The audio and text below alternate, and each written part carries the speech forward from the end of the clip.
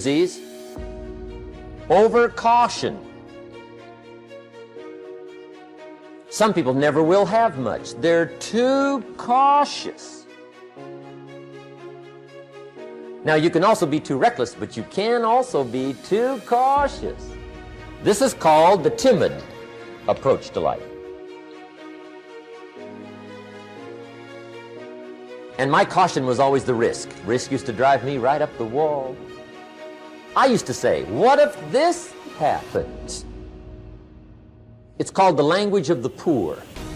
What if this happens? And on top of that, if this was to happen, look at the fix I'd be in. I better not try. I could always ace myself out. Then I'll tell you what changed my whole life when I finally discovered it's all risky.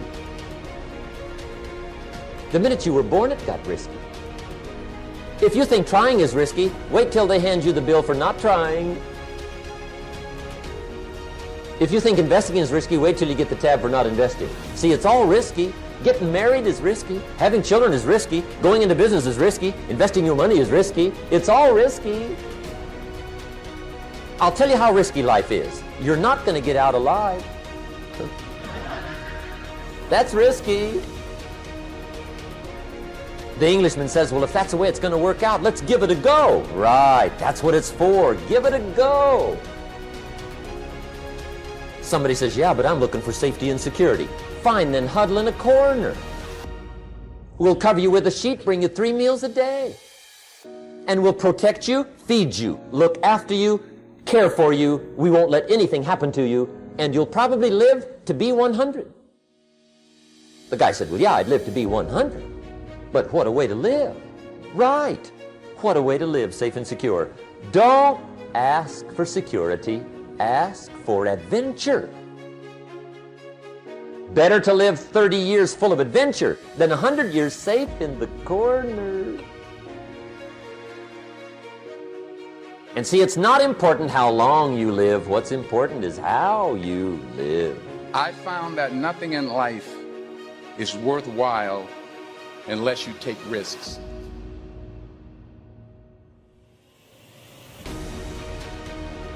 You have to take chances in life. If you don't take chances in life, you will never have the life God has for you. Life is risk. It takes courage to pursue your dream. Nelson Mandela said, there is no passion to be found playing small and settling for a life that's less than the one you're capable of living. If you don't want to be uncomfortable, please do not pursue success, because success is a very uncomfortable feeling. God wants you to be excited about your destiny so that you can endure the process that brings you into promise, because there is a process before promise. And if you don't have at least a vision of the promise, the process will discourage you. But every time discouragement is trying to get you to give up the process, remember the vision you have of the promise and keep on walking around the wall.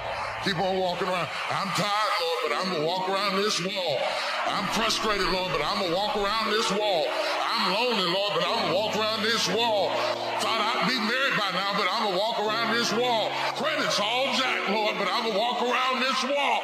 I'm trusting you when I can't trace you. I'm going to walk around this wall. And Lord, I am crazy enough to stand in front of a solid wall and shout as if it had already come down. Let's try that one time. Let's shout as if the walls had already come down. Life's going to give you ultimately what you'll fight for. Stop allowing God to bless you and give you all this giftedness and opportunity and settle and tolerate less. Don't tolerate it anymore. Yeah, you got to give it your best, but it starts with making a decision that this is over. I don't tolerate this life anymore.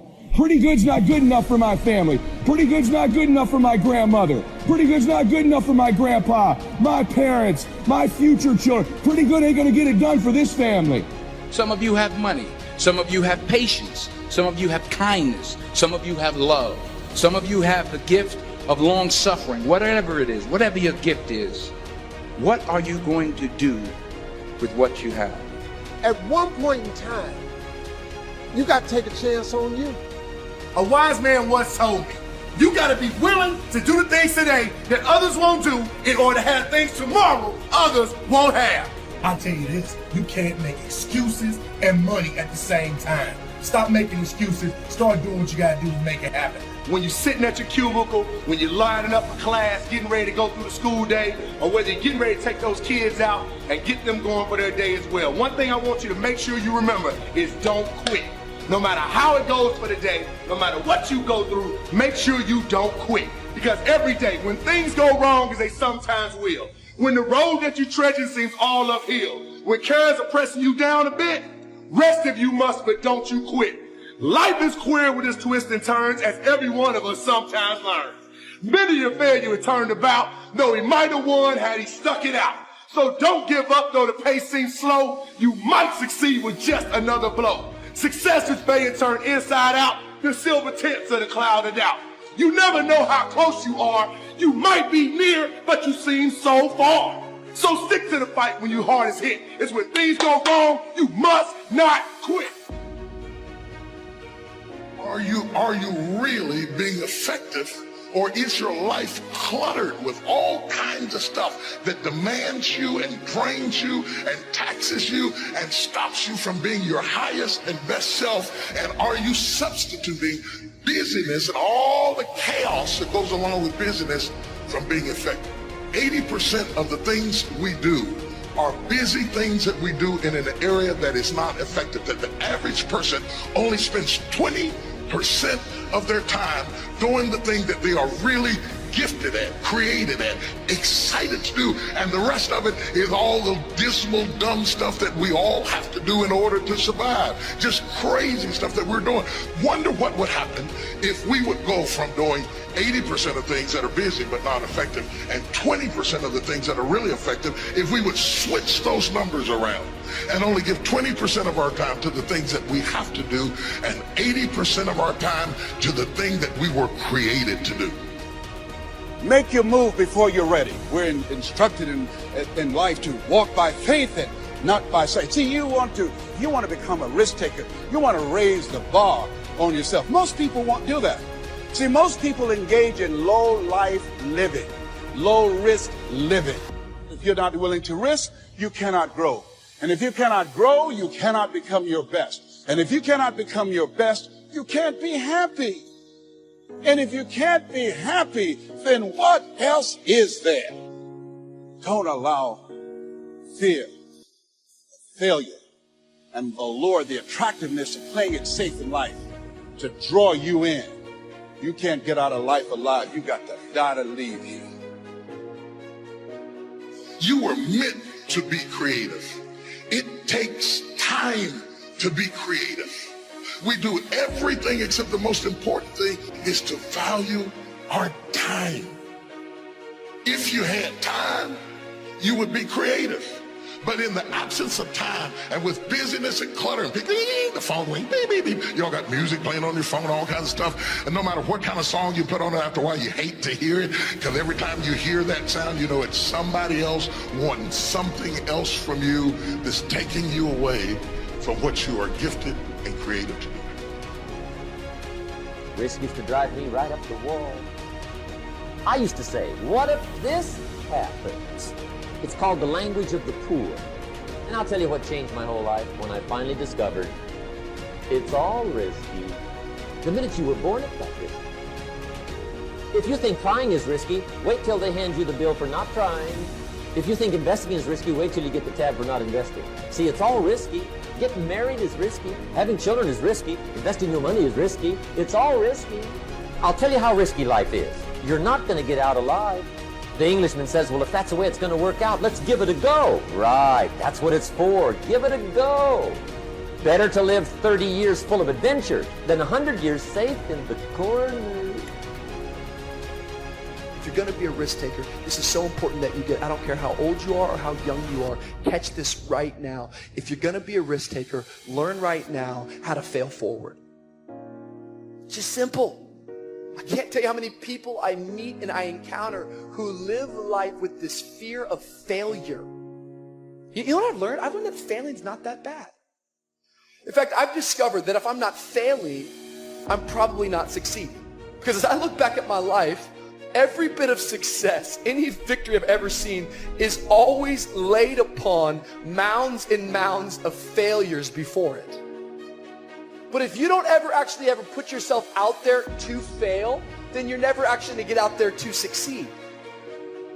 Life, man, it's about failure at times. And we have to become okay with failing and getting back up. When I fall down, I'm not going to let it push me back. I'm going to let it push me forward. I'm just one step closer to the promise that God has for my life. Don't let your past affect your present. Wash your past off of you so that it doesn't pollute your present. You'd be surprised at the people who have ruined where they are with where they came from. And you're not ready for what God is about to give you now because you're still polluted with what you went through then. You'd be surprised at the people who are married to 2 or 3 people, not legally, but mentally and emotionally. You have walked up on this new man with 2 layers of other men still clinging onto your face, and you're ruining your present because your past is still active in your life. Wash it off you. You can't go forward until you wash the past off you. I don't care how long it takes, you cannot go forward until you wash your face. You're not ready for Boaz until you wash your face. You got too much stuff on you from yesterday. You must wash your face. Clinging issues from the past, residue that we can readily detect. I shouldn't be able to look at you and see your past on your face. See, we live in a world where we're told more about our limitations rather than our potential. So you have to watch who's speaking into you. You've got to begin to monitor your mind. And you've got to begin to literally be proactive in programming yourself to success. Be ye not conformed to this world. Be ye transformed by the renewing of your mind. You've got to take responsibility to make that happen. And as you begin to do that, you'll begin to see some incredible changes in your life. I understand now when Earl Nightingale said, all of us are self-made, but only the successful will admit it. See, most people stop short of their dreams and park and get off the highway of life because of the rejections of life. You will always be rejected. It's no big deal. Jack Canfield said rejection is a myth. It's not like when somebody says no and then they slap you.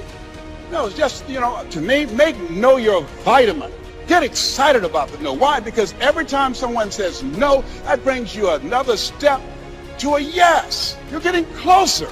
Trust me, you will win if you don't quit.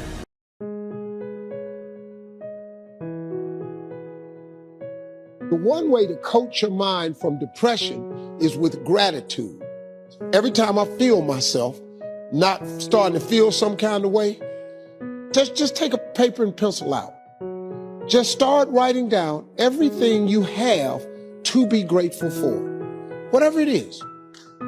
Your health, you can walk, you can still see, you have a car, may not be the one you want. I have a place to live. I ate today. I see a way that I can eat tomorrow. I got a friend that I can call and share my troubles with. And just be real detailed with it. You would be stunned how long you'll be writing. Now, let me tell you what happens. Once gratitude erases all negativity, because there's no room now for negativity. It's not a magic trick. Joy and depression cannot reside in the same space. Those 2 things cannot exist at the same time. Also, what it does, it changes your focus from what you don't have to what you do have. Gratitude changes your perception. Your perception changes your existence. That's all you're trying to do. That's all you're trying to do. After you've done that, here's what I want you to do. Write a list after you make this list of everything you're grateful for. I want you to read this list every morning you wake up of everything you're grateful for. After you've thanked him for all this stuff, I want you to take another piece of paper out. I want you to write on this piece of paper everything you want. Everything you want. Now what he gonna do is he gonna tie them 2 lists together. So now, since you showing me all this gratitude for what I've already done for you, remember I said the more grateful you are, the more stuff he'll give you to be grateful for? He gonna take this other list you got, and he gonna start putting it on this side. Then he gonna take some more stuff and gonna put on this side. He'll take some more stuff and put it on this side. I'm telling you. Let me tell y'all something. If y'all don't think that works, I wish you would try it. Listen to me. I have no other explanation for my life. I do it every single day. And you know what he does? Slowly but surely, he takes this list and he starts taking items and putting it on the grateful list.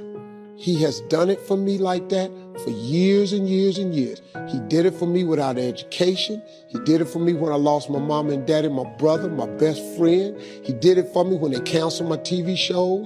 He keeps taking stuff off my want list and putting it on my grateful for list. If you do them things right there, you'll change your whole life. You concentrate on what you have, you will always end up having more, even if it's just $2. If you focus on what you don't have, you will never, ever, ever have enough. So 16 years ago, I started a gratitude journal, and I will have to say, it was the single most important thing I believe I've ever done. So every day, for years now, I've written down 5 things to be grateful for. And you have to write them down. It's very different than just saying, oh, I'm grateful for today. You have to physically write them down because there's power in the words. Even simple things like fresh flowers or somebody holding the door open for me. So when you wake up in the morning and you consciously look for things to be thankful for, what happens is if you go through the day thinking about the 5 things that you're going to do in the evening, you are more alive and receptive to the goodness that comes in your life. Because sometimes it is as simple as somebody holding the door. So when you allow yourself to feel gratitude in the present moment, in the now, what I promise you is that the spiritual dimension of your life begins to change. It opens up, it expands, and you just grow with it. That is the truth. If I ever spoke the truth in my life, if you want to change your state of being, start to be grateful. The more you're grateful for, the more God will give you to be grateful for. Instead of complaining about what's going on, man, I got to go to work today. Man, I got these kids.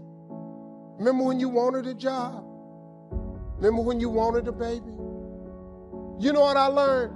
You can't cry about what's on your plate when your whole goal was to eat. The moment you start showing God more gratitude, he'll give you more stuff. What he do is, he's not gonna keep giving you stuff if what you got you can't handle already. You kill more blessings by not being grateful. That's the #1 blessing blocker, lack of gratitude. I had a really good friend of mine. I went to lunch and he said, I don't know who this guy is here. And he goes, let me ask you a question. Right now, what are you grateful for? And at the lunch I said, nothing, brother. There's nothing good in my life right now. As I'm mouthing these words, 2 people walked in with an older man. Both of them clearly were fighting cancer somehow. Both walked by our table and gave me the warmest smile as a stranger. And he goes, that's pretty freaking pathetic. You can't find anything in your life to be grateful for right now? Because if you can find things to be grateful for in that space, man, is your life going to be rich when there really are external things to be grateful for. And what happens is there's this reticular activating system in our brains. All of a sudden, all these things start to come into my awareness that I'm grateful for. I started to see things to be grateful for.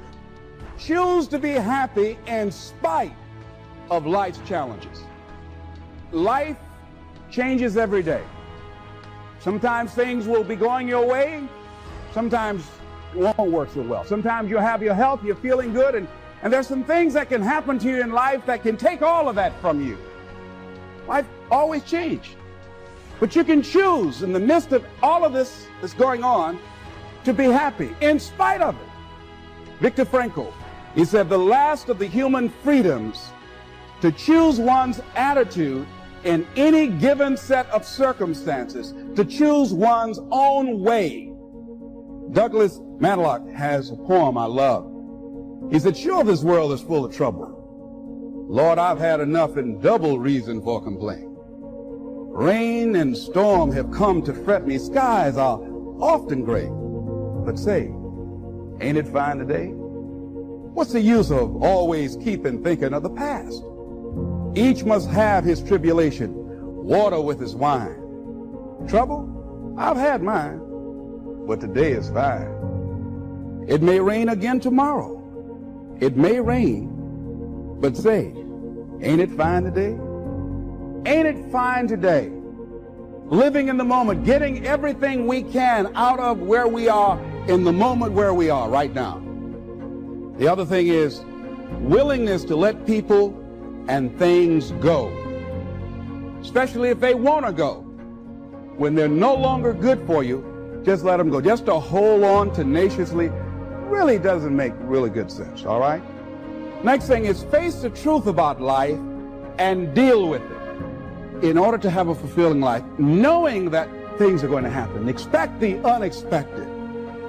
Everything that happens, use it for your upliftment. What can I get from this? How did I end up here? What's the blessing in this for me? And don't let it go until you get your blessing out of it, because there's a blessing there. There's something for you in everything that happens to you for you to learn from that experience. Analyze it, dissect it, take it apart, and then get what you need from that and move on. Here's something I encourage you to do. Whatever you do, do it in a consciousness of love, in spite of the circumstances. Emmett Fox said, love is absolutely invincible. No disease that enough love will not heal. No door that enough love will not open. No wall that enough love will not throw down.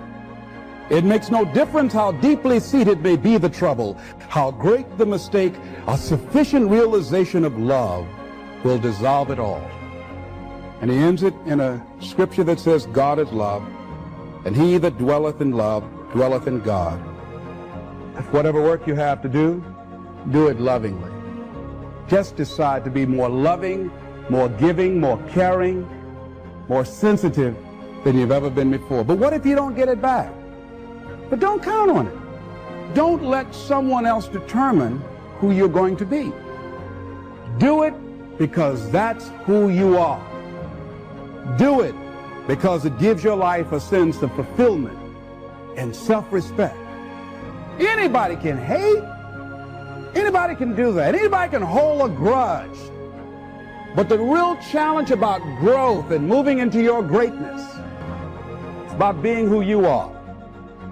I say, as you look at life, as you go toward your goals and your dreams, spring forth with a mighty faith to start the business that ought to be started by you, to make the difference in our society that ought to be made by you. How is it that I can make the contribution that I showed up to give? And one last step, I think, in the area of self-fulfillment, you must live in a spirit of gratitude. There's so many things, ladies and gentlemen, that we take for granted. There are a lot of things that we need to be thankful for. There are big things, there are little things. I'm thankful for my children. I'm thankful for the life that I live and for the people who have enriched my life. You can't wait till you receive the promise. You have to thank God that the answer is on the way. Don't talk about how you feel. Say, thank you that I'm healthy. Thank you with long life you're satisfying me. In your finances, maybe you're struggling. All through the day, thank you that whatever I touch prospers and succeeds. Thank you that your favor surrounds me like a shield.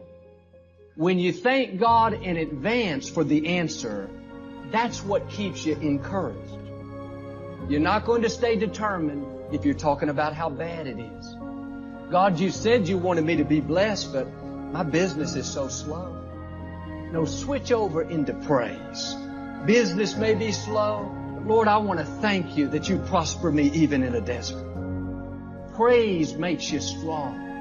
Praise keeps you moving forward. I'll thank God after business picks up, after I see the solution. So if you don't learn this principle to thank God in advance, you won't have the strength you need to wait for the promise.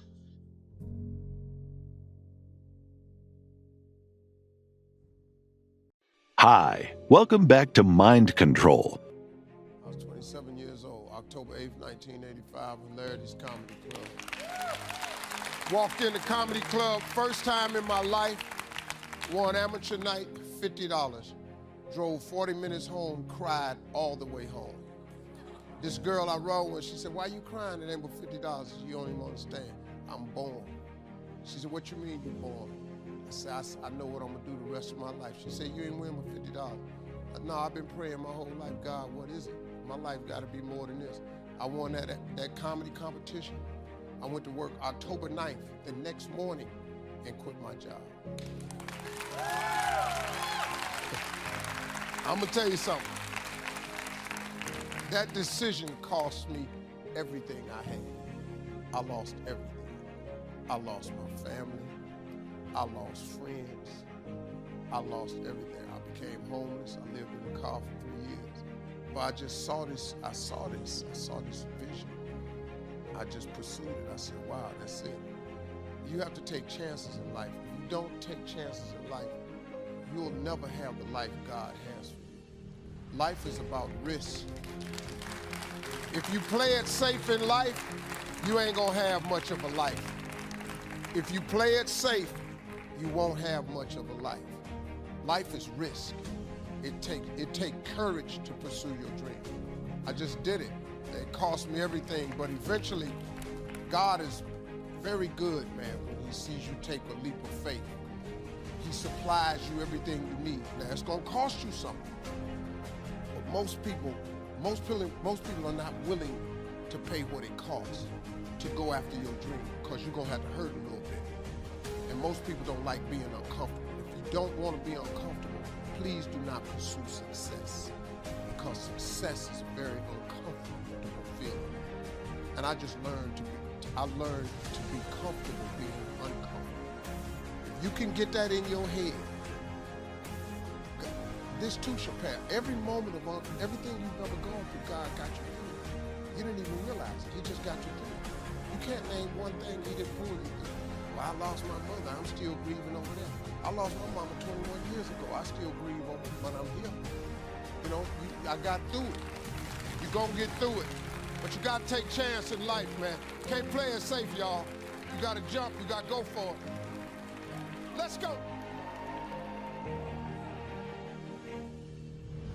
I've had it with being broke, and I've had it with lying. I've had it with being embarrassed over not having any money in my pocket. I promised myself that day that this would never happen again. I picked a day and an amount, and I said, I'll never carry less. It was one of those reasons that still affects my life after all these years. So I now carry a few $100s in my money clip. I do that for two reasons, I guess. One reason is the way it makes me feel. That special feeling of having plenty. Mr. Shove said to me, the first $500 you earn, put into your pocket, not in the bank. It feels much better in your pocket than it does in the bank. I've found that's true. But I also carry plenty in case I bump into another Girl Scout who's selling cookies. I'm ready. I remember walking out of the bank one day in Northern California where I lived at the time, and there were two little girls selling candy right outside the bank for some girls' organization. The first little girl walked up to me and said, "Mister, would you like to buy some candy?" I said, "I probably would. What kind is it?" She said, "It's almond roca." I said, "That's my favorite." She said, "Wonderful." I asked, "How much is it?" She said, "It's only $2. I thought, it couldn't be. Still $2 after all these years? I couldn't help remembering the Girl Scout and the cookies. I said, "How many boxes of that candy have you got?" She said, "I've got 5. And the other little girl standing there, she was selling candy too. I asked, "How many boxes do you have?" She said, "I've got 4. I said, "That's 9. I'll take them all." They said, "Really?" I said, "Yes. I've got some friends, so I'll pass them around." They got so excited, put all this candy together, I reached into my pocket and gave them $18. Now, when I've got the candy and they've got the money, that first little girl looks up and says, "Mister, you are really something." How about that? Can you imagine only spending $18 and having someone look at you in the face and say, "You are really something"? Now you know why I carry heavy. I'm not going to miss those chances anymore. It was a small goal, just a few $100s, but it had a big effect on my life. I have a dear friend, Robert Depew. Bobby used to be a school teacher in Lindsay, California, the olive capital. After he taught school for several years, he became a little weary of teaching and decided to get into sales. One day, without telling anyone, he quit his teaching job and jumped into sales. When he did, his brother poked fun at him. His brother said, "You're going to go right down the drain. You had a good teaching job. Now you're going to lose everything you have. You must be out of your mind." He put him down something fierce. Bobby said, "The way my brother acted made me so angry, I decided to get rid." Satisfaction. Have you ever bitten into like a great steak and like, oh my God, it's delicious? You ever had that happen? Yes or no? Did it make you not want the next bite more? Or did you want it more? See, there's a part of your brain, there's serotonin in your brain. The more you celebrate your wins, you celebrate when you're here, you have fun along the way, it begins to train your brain. You want to go to the next level. But if you cheat yourself from the celebration, you cheat yourself from the joy, it's always just a grind. Eventually there's this thing called frying and burnout where your brain doesn't want to do it anymore because it's not pleasurable. It gets no dopamine hit, no serotonin hit, and it wants to stop. You have to be blissfully dissatisfied. I talk about this in one of my audios and my book. My wife's a great example of this. We're complete opposites. I'm running out of time. I'm a super aggressive achiever. My wife, I call my wife, she's easy happy, easy satisfied. If we were living in a log cabin in the middle of nowhere, but we could cuddle up all day long and kissy kissy, she'd be happy all day long. She wears jeans and t-shirts. She could care less about material things. She could not tell you within many decimal points how much money we have. I'm not even sure she knows, other than Bank of America, where any of the money is. Could care less about it. She just loves people, loves life. She's the daughter of a pastor, her brother's a pastor. She's just a happy person. And she's married to a complete psychopath. But my wife, we've been together for a long time. She's developed some, I love my wife, but I don't like her all the time. The longer, any of you that have been in a long-term marriage here, they start doing some crap, man, that you just drives you crazy. Anybody relate to that, yes or no? My wife has developed this very bizarre habit. I'm not sure how it started or where it started, but when she eats pleasurable food, she moans orgasmically. So we'll be eating lasagna at the house, kids at the table, and she just started this a few years ago, and she doesn't even know she's doing it. We'll be eating, how was school today, Greg, say the prayer, and then, or like, I'm serious, or like just eating a brownie. I'm like, that is so weird. Stop it, in front of the kids. What is wrong with you? She's like, what am I doing? I'm like, I don't want to even tell you, but like, it's really uncomfortable. Stop it. She's like, it tastes so good. I'm like, babe, we got it, stop. But she doesn't know she's doing it. So my son's birthday happens. We're at this restaurant, and she's hot. My wife's super hot, right? So, and I say that, being married a long time, he's hot, dude. And so we literally walk into this place, and there's some dudes checking her out, and I'm Italian, and I was in a bad mood, and you shouldn't look at my wife more than about one time, right? So these guys look at me, and my kids know. Now that I've become a public person, I've gotten better at this stuff, but like, you get to look at her once, maybe twice. You turn around with a whole table full of people, come slap the shit out of you, right? Excuse my language. So these guys are looking at her a little bit too long, and they're on the edge. They didn't know it, but they're about to get slapped. They didn't, you know what I'm talking about, guys, right? They didn't know it, but it was getting close. You do it again, I'm gonna slap you. Sure enough, we're at their table next to them. Her steak comes, takes the first bite. You're like, oh! I can't even blame them. I'm like, stop it. Just, what, am I doing it? I'm like, yes, you're doing it. My daughter's like, Mom, you're doing it. Sure enough, a few minutes later,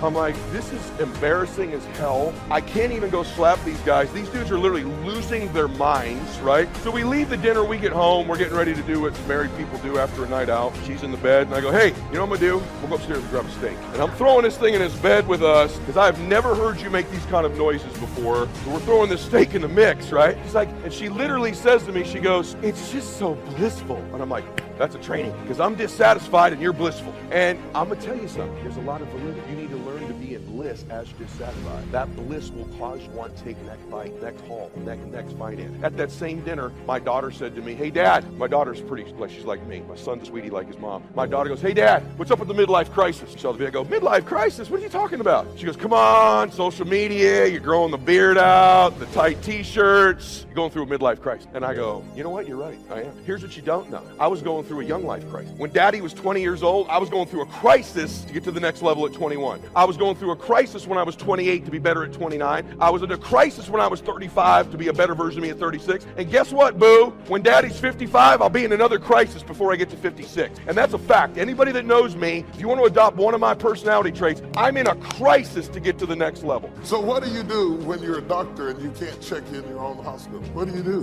when you're walking around acting like you can't catch the flu? You don't get tired. You don't get burnt out. You don't have mood swings. You and her don't have an argument. Your kids are perfect. You phony. That's a lie. You can't raise perfect kids. It don't happen. You don't have perfect relationships. It don't happen. My teeth bite my tongue sometimes. They're in the same head.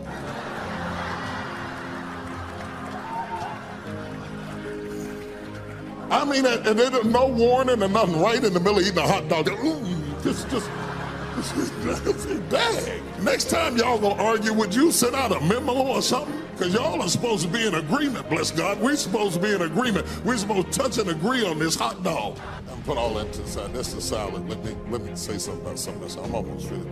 But here's the interesting thing. Separate and apart from everything that Elijah is going through, God is preparing Elisha to be a support to the man of God. Now, it's going on while Elisha is plowing. Elisha is plowing, the son of a wealthy family, an heir to become the heir apparent to a family that is wealthy enough to have a field to plow, and at least 12 yoke of oxen meant that they were affluent people. This boy was being groomed to take over a major organization, and all he had to do was keep plowing. But while he's plowing behind the ox, he's frustrated because he has the sneaking, nagging feeling that there is something he's supposed to do with his life he's not doing. And I don't care how much people pay you. I don't care if you get the corner office at the top of a corporate building. When there's something else that you're supposed to be doing, you're not happy doing it. You're only happy when you found your spot and you're in your place and you're doing your thing. That brings fulfillment and gratification. When you're doing the thing you were born to do, bless God, you don't do it for the money. The money just comes behind the purpose. Provision comes to purpose. The provision cannot be the purpose. You'll never be happy because you make a lot of money. All money does is make you more of what you were already. If you're lustful broke, you can do it better with money. That's the truth. If you're hateful broke, you get money, you can be hateful better. People are scared to say anything back to you. Money just makes you bigger at what you were before. Thank you so much for watching till the end. Don't forget to share your thoughts in the comments section. Please also like, subscribe, and share this video with your friends and families. Please watch our other motivational videos. Thank you again.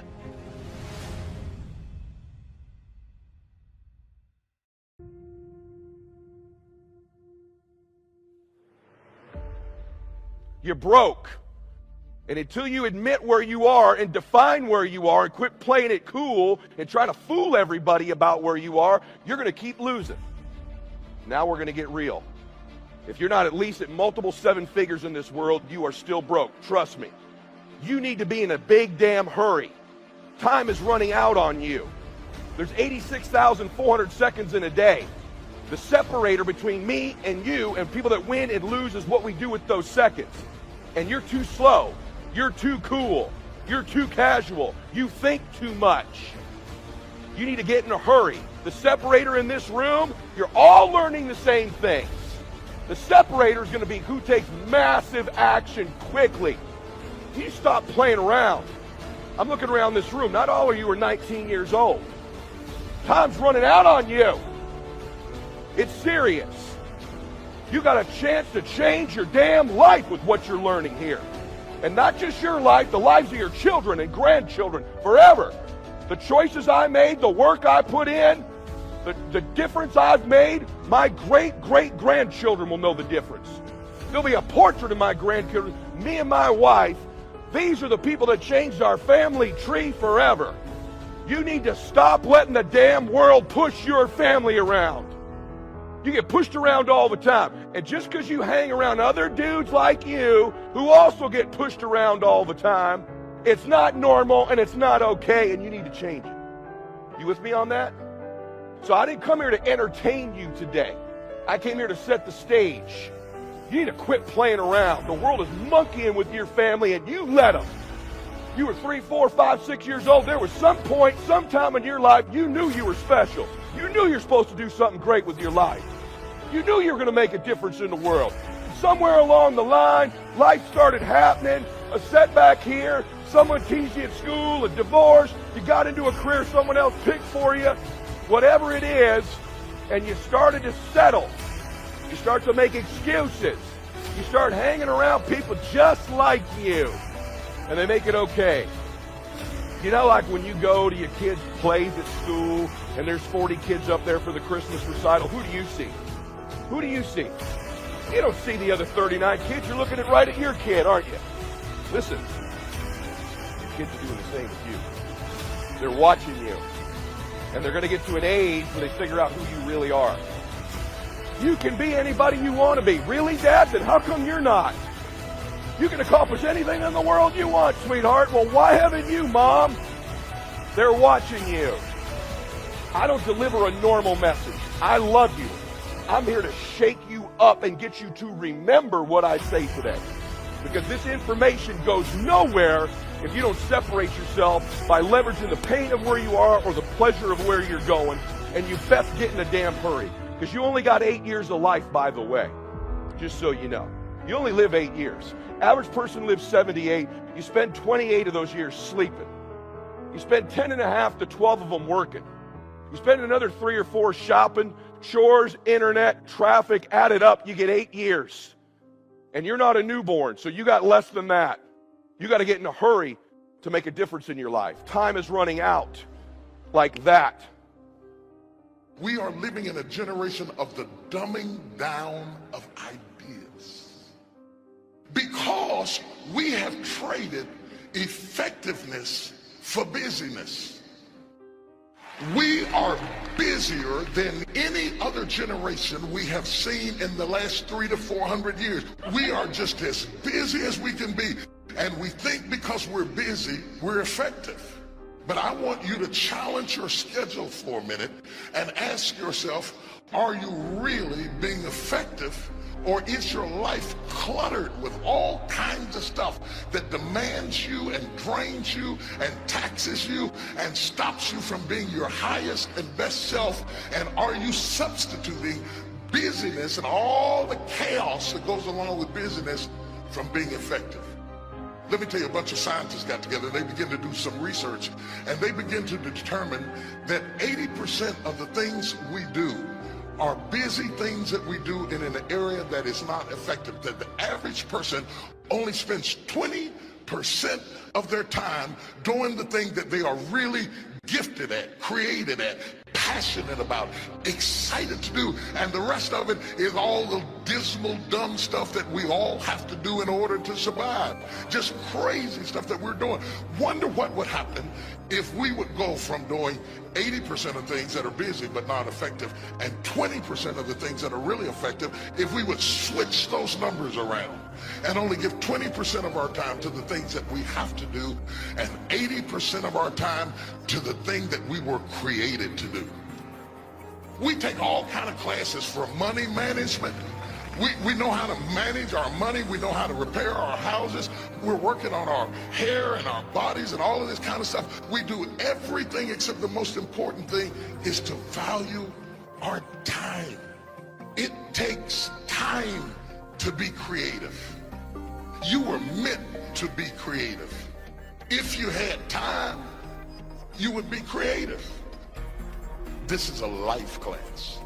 That means that we have an opportunity to learn how to maximize our lives. Think of the things that you're doing that somebody else could be doing.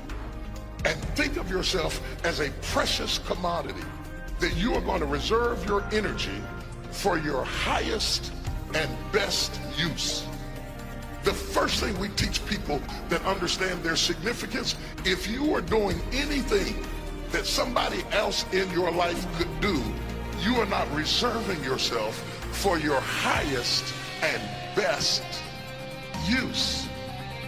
You're missing your life, your purpose, your passion, your excitement, your enthusiasm. So, the key is time is precious. Now let me give you Bill Bailey's description of time. Life is not just the passing of time. Life is not just the passing of time. Life is a collection of experiences, their frequency, and their intensity.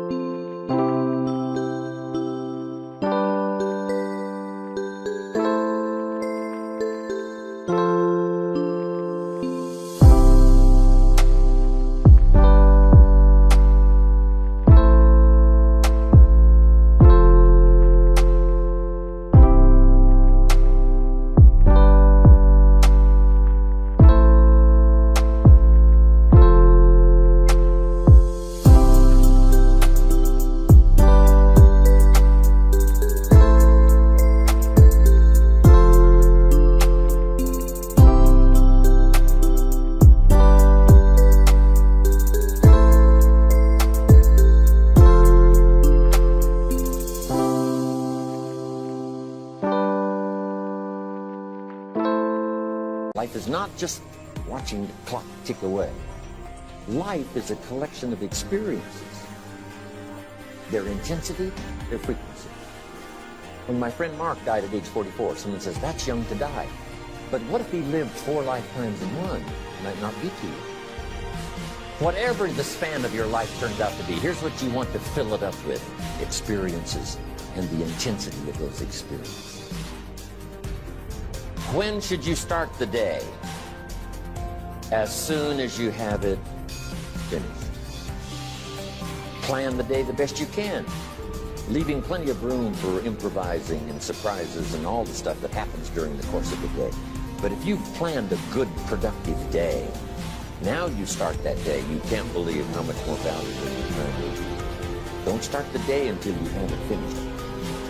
Now here's the next one. Don't start the week until you have it finished. Now to lay out a week is a pretty good challenge. Next, don't start the month until you have it finished.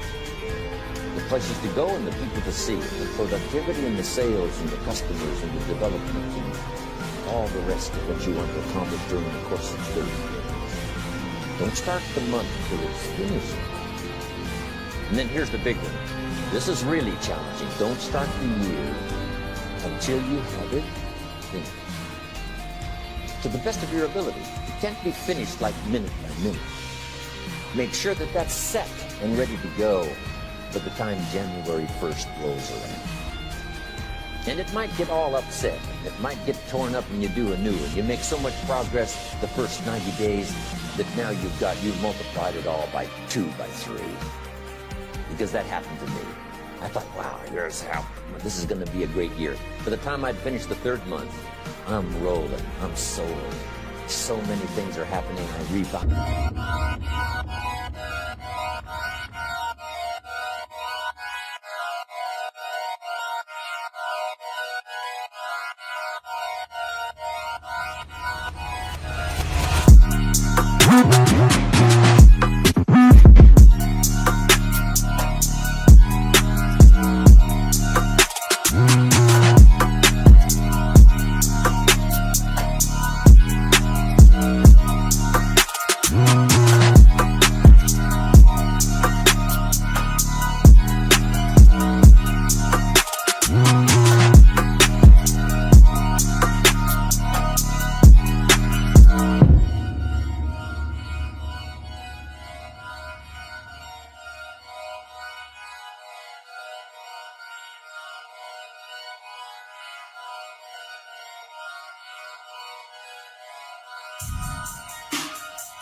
My whole years. In one of my seminars, here's what I teach. All life forms strives to the max of its potential except human beings. How tall will a tree grow? as tall as it possibly can. You never heard of a tree growing half as high as it could. No, trees don't grow half. A tree drives its roots as deep as it can, reaches as high as it can, produces every leaf it can, every fruit it possibly can. To the max. Every life form strives to the max, except human beings. Now, why not human beings? Jot this down. You've been given the dignity of choice. You're not a robot. You don't have to repeat this year the same as last year. You can tear up last year's plan, develop a new plan.